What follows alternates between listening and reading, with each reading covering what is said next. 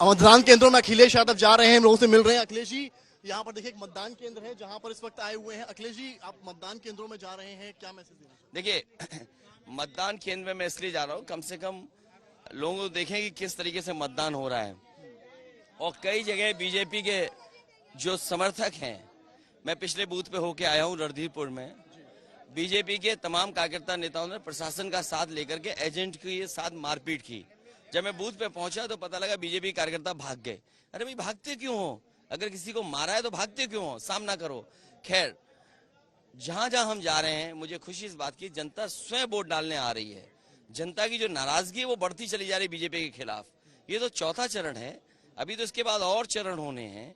जनता कन्नौज की, जो यहाँ के लोग रहे हैं जिन्होंने लोधी समाज को अपमानित किया, यहाँ के लोग, पड़ोस के लोग जानते होंगे, भगवान बुद्ध की प्रतिमा लग गई, भगवान बुद्ध की मूर्ति लग गई, इन्होंने हटवा दिया।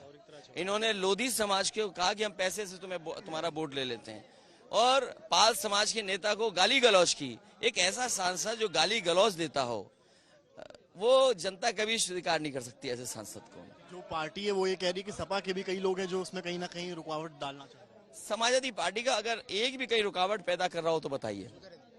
हम तो कहीं रुकावट पैदा नहीं कर रहे, हम लोग तो चाहते हैं कि वोट अच्छा पड़े। ट्वीट करने का संज्ञान लिया अभी तक इलेक्शन कमीशन आप लोगों के ट्वीट्स का? कुछ जगह संज्ञान लिया, कुछ जगह नहीं लिया। अखिलेश यादव की बातें आप सुन रहे हैं। हालांकि जब उन्होंने यहां से अचानक नामांकन अपना दाखिल किया था तो अपने विरोधी तक को चौंकाते हुए किया था, और दोनों तरफ से यही बातें की गई कि यह हमारी तो केवल रणनीति रही। लेकिन अब हम आपको रायबरेली लिया चलते हैं। रायबरेली में इस चरण में तो चुनाव नहीं है, लेकिन राहुल गांधी वहां से चुनाव लड़ रहे हैं। पहली बात, मां सोनिया गांधी ने जब ये सीट छोड़ी और राज्यसभा का रुख उन्होंने किया, तब से अटकलें थी कि कौन यहां से चुनाव लड़ेगा। क्या राहुल गांधी होंगे, क्या प्रियंका वाड्रा होंगी, या फिर कोई और। राहुल गांधी आज प्रचार करने वहां पर पहुंचे, अपनी माओं का भी जिक्र किया उन्होंने। आपको उस प्रचार का हिस्सा सुनाते हैं कि राहुल गांधी ने आज क्या क्या कहा है। हिंदुस्तान के इतिहास में बीजेपी के लोग, आरएसएस के लोग हमारे संविधान को खत्म करने में, नष्ट करने में लगे हुए हैं। इनके नेताओं ने साफ कहा है कि हम अगर चुनाव जीतेंगे तो कॉन्स्टिट्यूशन को बदल देंगे, फाड़ के फेंक देंगे। अब भाई और बहनों, आपको मालूम है कि जो भी आपको आज तक मिला है, किसानों को, गरीबों को, दलितों को, आदिवासियों को, पिछड़े वर्ग के लोगों को, गरीब जनरल कास्ट के लोगों को, जो भी हिंदुस्तान के कमजोर लोगों को मिला है, वो इस किताब ने आपको दिया है। और इस किताब के बिना जनता की सरकार नहीं होगी, अदानी और अंबानी की सरकार होगी। 1-2 साल पहले मैंने एक वीडियो में कह दिया कि मेरी 2 माता थी, एक सोनिया जी और दूसरी इंदिरा गांधी जी। और मां को अच्छा नहीं लगा।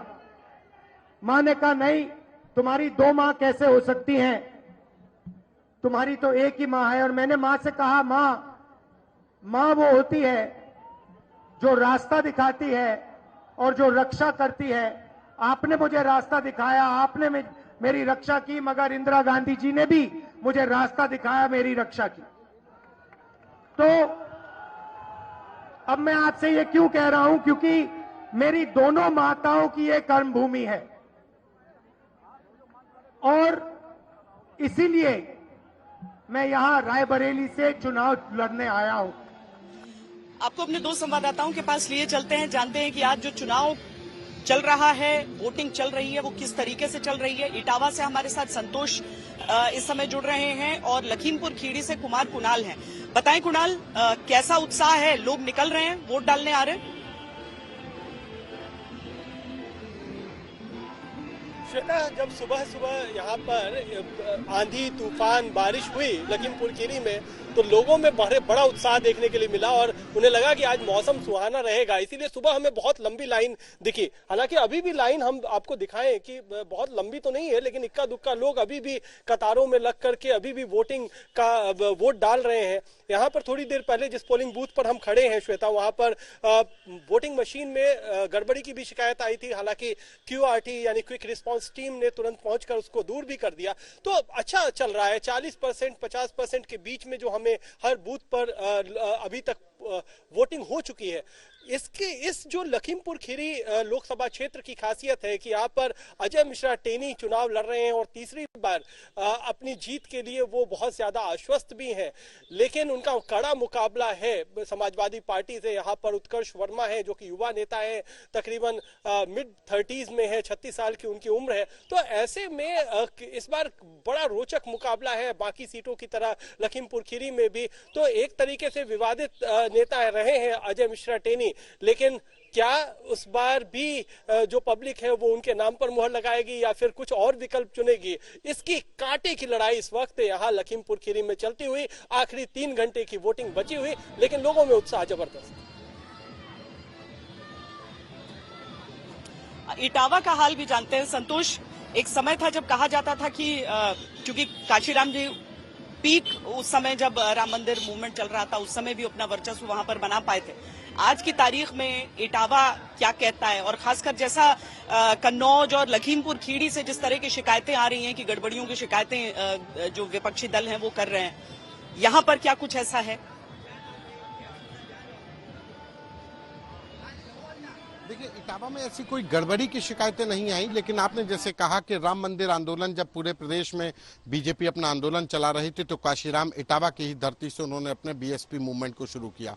कुछ ऐसा ही कमोबेश इस समय पर भी देखने को मिल रहा है कि बीजेपी के सामने यहाँ पर अपना दूसरी बार, या कहा जाए बीजेपी को तीसरी बार यहाँ पर अपना विजय परचम लहराना है। रामशंकर कठेरिया बीजेपी के प्रत्याशी हैं, दूसरी बार पार्टी ने उनको यहाँ से मैदान में उतारा है। 2019 में जीते, उसके बाद 2024 में।